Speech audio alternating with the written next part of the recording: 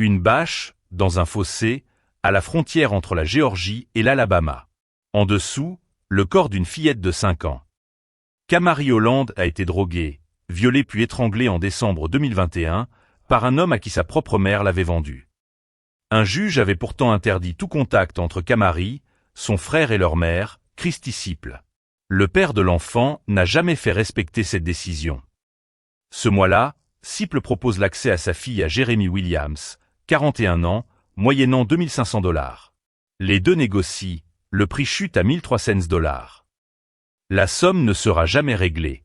L'homme drogue l'enfant à la méthamphétamine et la viole. Il filme la scène avec son téléphone, avant de l'étrangler. La justice inculpe le tueur de 4 chefs de meurtre aggravé, sur un enfant de moins de 14 ans, lors d'une sodomie, d'un enlèvement, puis d'un viol au premier degré.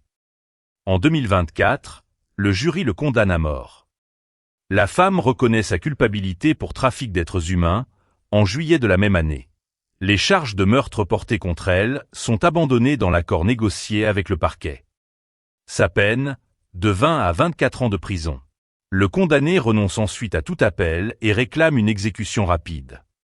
Le procureur général de l'État révèle qu'il a confessé d'autres crimes. Le meurtre de sa propre fille, un nourrisson, en Alaska, le viol d'au moins 2 autres jeunes enfants et des agressions sur une cousine mineure.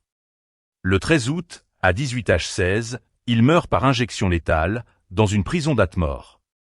Ses derniers mots remercient Dieu de lui avoir pardonné. Le fossé où gisait Kamari n'a jamais reçu de nom sur la carte du comté. Seule la bâche, saisie comme pièce à conviction, reste au dossier.